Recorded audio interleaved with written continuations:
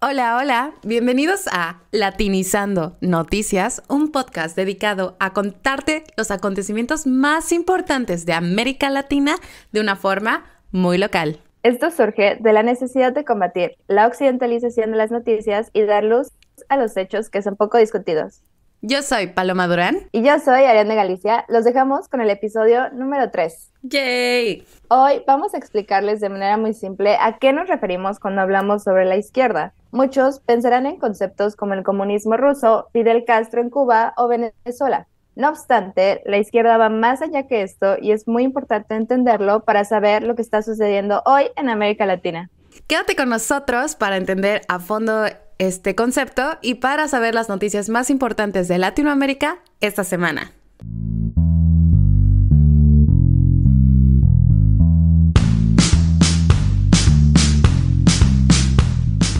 Bueno, y vamos a empezar a entender este concepto de izquierda. Políticamente hablando, tenemos que entenderlo como que defiende una mayor igualdad social. Entonces, normalmente esto se preocupa por los ciudadanos que son más vulnerables, que pueden ser pobres, indígenas, las mujeres, de todo. Y busca quitar estas desigualdades que se han puesto en el sistema injustificadamente. Ahora, si vemos a la izquierda, busca un cambio y lo llama progreso, este cambio social, mientras que la derecha, que es como lo contrario, busca defender el status quo. Entonces, en la izquierda no solo es todo igual, sino que hay varios niveles. Por ejemplo, están los radicales, que podría llamarse comunismo, cuando pensamos en el martillito y en Rusia. Y también podemos pensar en el anarquismo, cuando no hay reglas. O podemos pensar en un punto centro, que es como el socialismo-liberalismo, que es como, sí, apoyas este capitalismo, pero no dejas atrás los asuntos sociales. Y como dato, la derecha y la izquierda nacen en Francia.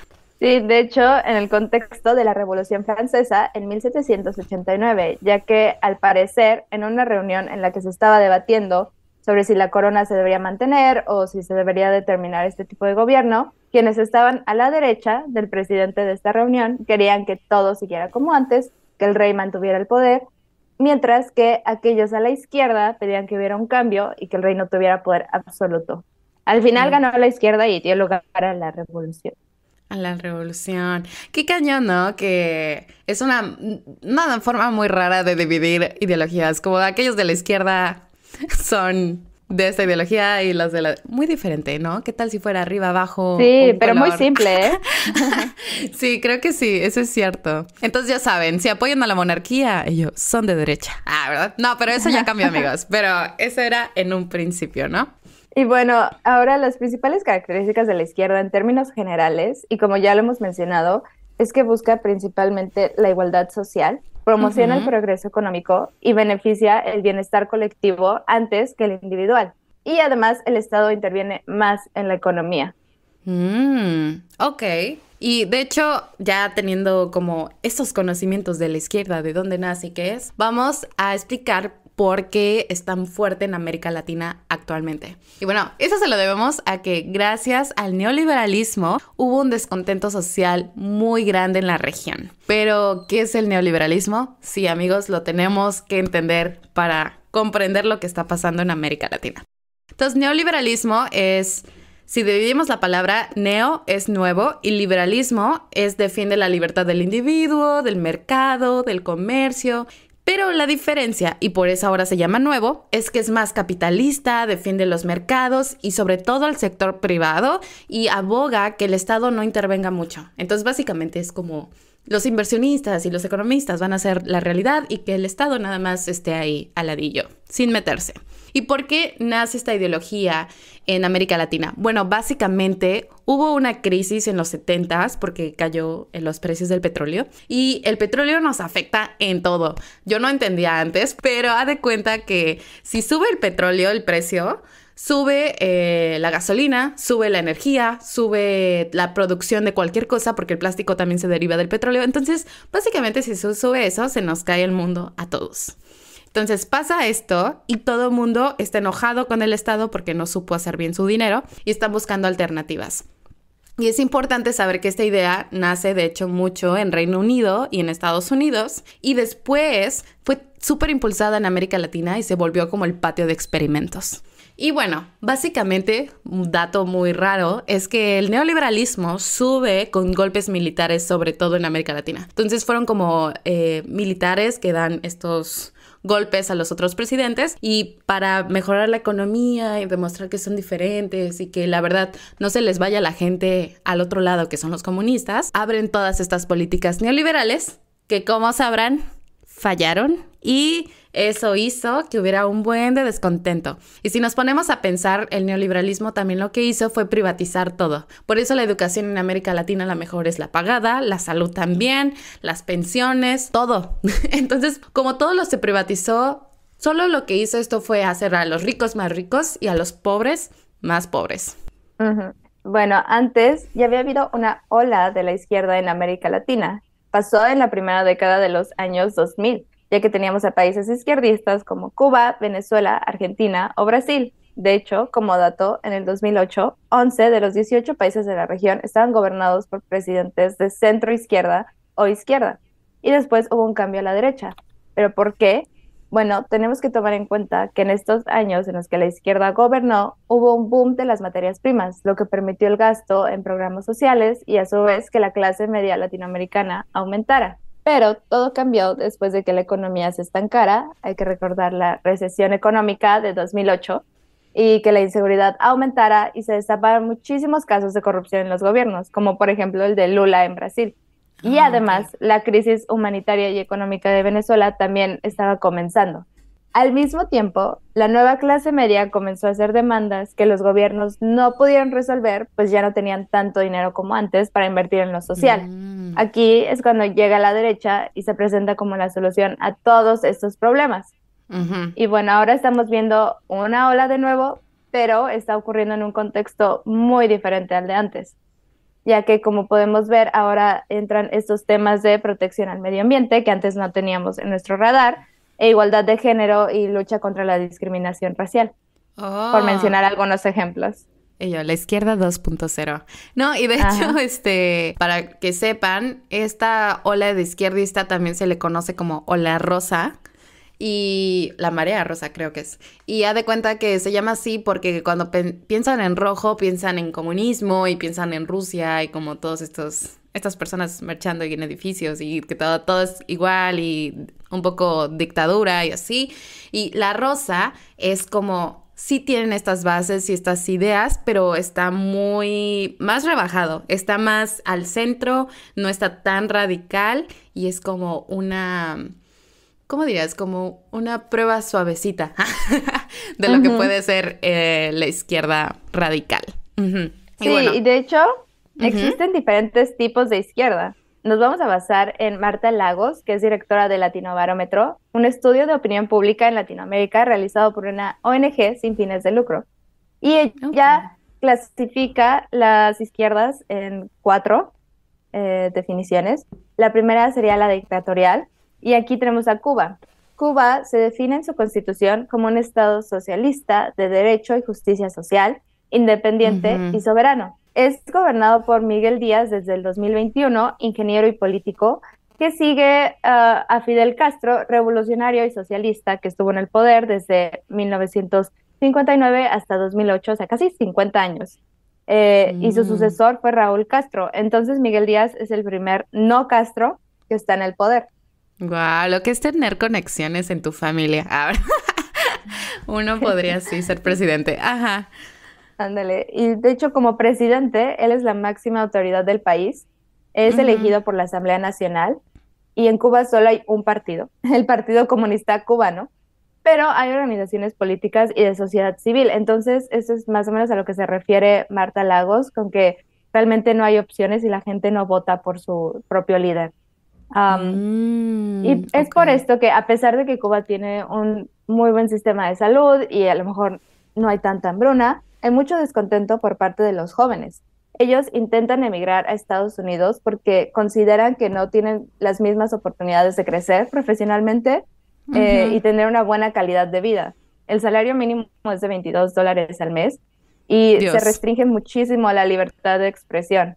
De hecho, hubo unas protestas en julio del 2021 y muchos protestantes siguen hoy en la cárcel. No puedo creer que me quedé en shock con lo de $22 al mes. ¿Qué te puede alcanzar? Sí. Bueno, si te cubren las... Ujú. No, pero aún así, ¿qué te puede alcanzar? Ujú.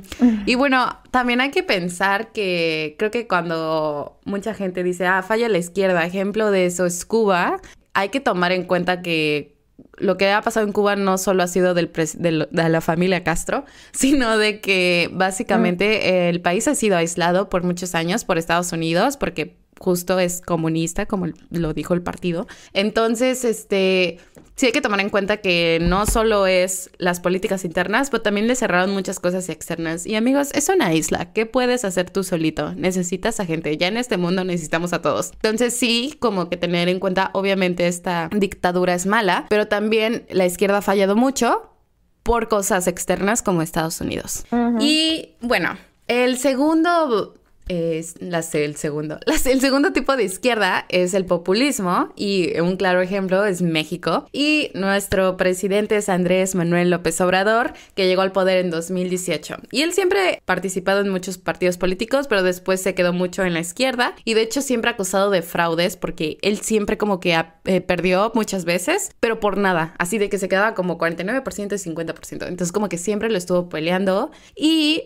De hecho, finalmente llegó en 2018 y aquí está de presidente. Y bueno, de acuerdo como a lo que ha hecho, es que él ha dicho que iba a subir la economía y todo esto. Y básicamente lo que hizo fue que se mantuvieran estables a pesar del COVID, que fue algo muy bueno. Pero a la vez el desempleo, la pobreza empeoró y la seguridad. Seguimos teniendo muchas tasas de homicidios. Eso no ha mejorado. Y asimismo, él busca mucho que todavía México se base en el petróleo, a pesar de que muchos países ya están avanzando a otras cosas verdes. Y también él está como con muchos megaproyectos que quiere hacer para llevar al país a más turismo, más industrialización, y por eso mismo ha hecho muchas polémicas y ha estado como con muchas broncas con minorías, con ambientalistas y también con feministas. Y bueno, la verdad es que hasta ahora, a pesar de eso, tiene el 56% de aprobación, lo cual es alto, pero podemos ver que sigue súper polarizado. Y como dato curioso, muy curioso, él ganó un premio de ser el mejor alcalde de Ciudad de México cuando lo fue. No sé los parámetros, pero fue una fundación inglesa lo que le dio el premio. Entonces... Órale. Órale, ¿no? Hizo Sí. mucho que llegó internacionalmente y es como uno de sus mayores logros, dice él. Muy bien, y ahora vamos a hablar sobre Argentina, que es tradicional, pues a excepción de cuando estuvo Mauricio Macri en el poder, del 2015 al 2019, y él es considerado más conservador. Todos los gobiernos en el país han sido de izquierda. Ahora está gobernada por Alberto Fernández, abogado y político, que llegó a la presidencia en el 2019. Según él, se siente un liberal de izquierda, un liberal progresista. Dice que cree en las libertades individuales y que el Estado tiene que estar presente para lo que el mercado requiera. Y él llegó al poder Órale. porque, en términos simples, había mucho descontento social ante la crisis económica, ante el incremento de la inflación y ante el aumento de la pobreza. Sin embargo, hasta ahora no ha habido cambios significativos, pues el descontento y la desigualdad social continúan. De hecho, en julio del año pasado hubo protestas por la inflación y la deuda nacional que seguía aumentando. Ahora él tiene tensiones entre, sí, con su Corte Suprema por un tema de alocación de fondos y en el Congreso no tiene la mayoría. Entonces ahorita está en un clima medio turbulento en su gobierno. Y de hecho su aprobación sube y baja conforme hace algo bien o mal. Entonces tiene una montaña rusa de aprobación y desaprobación. Te lo juro que es lo que iba a decir yo, una montaña rusa de emociones. Wow. Y de hecho, sí hay que entender también que Argentina la está pasando muy mal por el neoliberalismo, amigos. El neoliberalismo es la culpa de muchas cosas en la región y de todo, de que no hay empleo, de que está difícil el mercado laboral, que no te pagan suficiente, que te enfermaste y necesitas una operación y tienes que vender un riñón. Básicamente, todo es culpa del neoliberalismo. Nos solidarizamos con Argentina. Pero qué padre que siempre haya sido izquierda, ¿no? Como que una excepción en la región.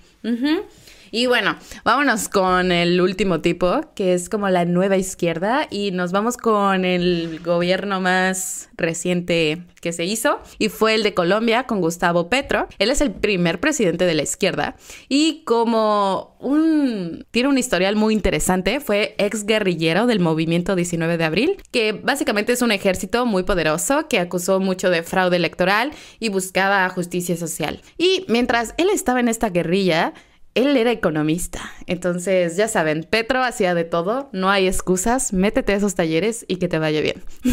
Y bueno, él sabe... Pero no te eches mucho trabajo si no quieres. Sí. Amigos, también el descanso es bueno y tener una vida social. Entonces, disfrútalo. Y de hecho, volviendo a Petro, le empezaron a decir, esta guerrilla tuvo como muchos escándalos de secuestro y de muerte, y él dijo que él nunca hizo nada, que él solo repartía como alimento y la ideología también, pero pues nunca se ha comprobado. Y bueno, él siempre abogó por el medio ambiente, por la igualdad de género y la raza. Y él es uno de esas izquierdas que está apoyando mucho la energía verde y de hecho está diciendo, ya no voy a dar más contratos a petróleo. Un problema porque mucha de la economía de Colombia se basa en petróleo y eso es como su mayor crítica, pero pues todavía no hace algo en ese caso, solo son como discursos que ha hecho muy interesantes, entonces sí nos tenemos que esperar para ver qué pasa con eso. Y bueno, a pesar de que no lleva tanto tiempo, lleva como unos 150 días, ha hecho muchos programas sociales, le ha puesto más impuesto a los ricos y a aquellos que usan petróleo, ha dado como tierra a los granjeros, ha buscado tener una diferente táctica con las drogas. Y también ha abogado mucho porque haya una paz, porque en Colombia, no sé si sepan, hay muchas guerrillas y mucha violencia, y él ha hecho una ley para tener estas negociaciones con estas guerrilleras y es el primero que lo hace. Y bueno, actualmente tiene el 50% apoyo del país, que es muchísimo, yo en cualquier presidente, pero como pueden ver, polarización máxima. Creo que tomando en consideración todo esto, hay que ver si la izquierda ha funcionado y por qué sí, por qué no, y no podemos generalizar. Depende mucho de qué país estemos hablando y por eso mismo tenemos que hablar de cuáles son las proyecciones de la izquierda en la región. Y básicamente, como les dije y hemos dicho Ari y yo, de esta polarización ideológica sí tienen aceptación, pero al mismo tiempo hay mucha derecha en sus países y hay mucha gente que los critica porque tienen estas ideas radicales en el momento. Entonces, obviamente, eso hace que haya más dificultad, ¿no? Para hacer políticas, para hacer cambios, para que la gente esté de acuerdo. Y de hecho, la gente hoy se coloca más en el centro político, pero no encuentran realmente representación. Entonces, lo que se hace es votar por el partido que chance promete un cambio o por el menos peor. Entonces, si realmente la gente no está tan, bueno, una gran parte de la población no está tan polarizada en sus ideas. Creo que hay que preguntarnos quién, bueno, ojalá no, pero yo sí he votado por el menos peor.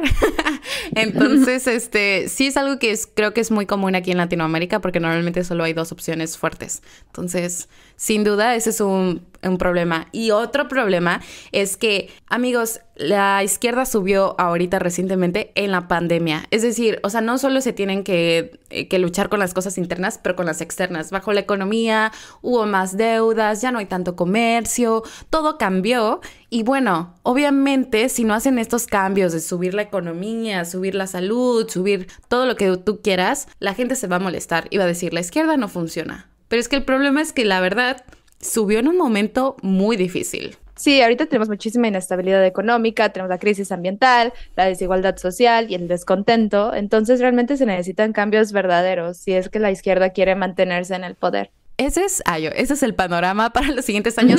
Sin duda nos tenemos que esperar porque acaban de empezar la mayoría de estos o apenas van en la mitad. Entonces, sin duda tenemos que ver cómo ahorita que se va a apaciguar la pandemia, ver cómo estos gobiernos van, si hay mayor aceptación o si es lo contrario, ¿no?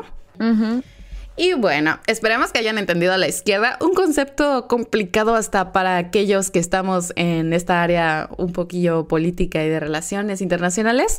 Y bueno, ahora nos pasamos a las noticias de la semana para tener un contexto regional. Y bueno, la primera noticia es que la justicia boliviana ha dicho que va a mantener en prisión preventiva al gobernador de Santa Cruz, Luis Camacho, quien está en espera de sentencia. Camacho es un líder de la oposición que fue acusado de terrorismo por hacer disturbios sociales y por haber ayudado a Evo Morales, que es el expresidente de izquierda, huir del país. Ahora su encarcelamiento ha hecho que haya muchas protestas y que la gente esté demandando porque se libere y que también haya más alimento, de todo un poco. Y se espera que esto continúe, pues va a seguir en prisión. Y ahora vamos un poco con Perú. Las protestas continúan. De hecho, el pasado 21 de enero, las autoridades cerraron el lugar turístico Machu Picchu después de que se confirmara la muerte de un protestante más, lo que sube la cifra a 46 fallecidos en las protestas. Asimismo, se estima que más de 100 protestantes contra el gobierno de Dina Boluarte se encuentran encarcelados todavía. Esto ha aumentado muchísimo, ¿no? Escaló demasiado esta semana. Y yo, qué triste. Esperamos que pronto pueda haber una mejora. Pero como les dijimos, está muy complicado. Y si no lo saben, chequen el episodio anterior. Y bueno, la tercera noticia de la semana es que Guatemala y Colombia están un poco peleadillos porque básicamente Guatemala ha acusado al ministro Iván Velázquez, que es ministro de Defensa de Colombia, por hacer acciones ilegales en Guatemala. Y básicamente lo acusó de corrupción y de estar como en contratos con la brasileña Odebrecht y haber hecho como, sí, favorecer a los ricos y que hayan personas que no deberían de estar ahí en el poder. Y bueno, básicamente esto ha hecho que el gobierno de Colombia le diga, oye, tú que estás metiéndote con mi gente que ahorita está en el poder. Entonces ha como hecho una tensión entre ambos gobiernos. Y dato curioso, es la primera orden de captura y regional que se ha hecho en América Latina. O sea, no solo lo están acusando, lo quieren llevar a la cárcel de Guatemala. Mientras la persona dice, yo no tuve la culpa de nada, soy limpio. Entonces veremos cómo se desencadena esto más adelante. Y bueno, eso fue todo por hoy. Muchísimas gracias por escucharnos. Si les gustó este episodio, no se olviden de darnos like y compartir nuestro contenido. Si tienen algún comentario, recomendación o quejas, no duden en contactarnos a través de nuestras redes sociales. Ayúdennos a seguir creando. Y lo más importante es que no se les olvide, latinízate.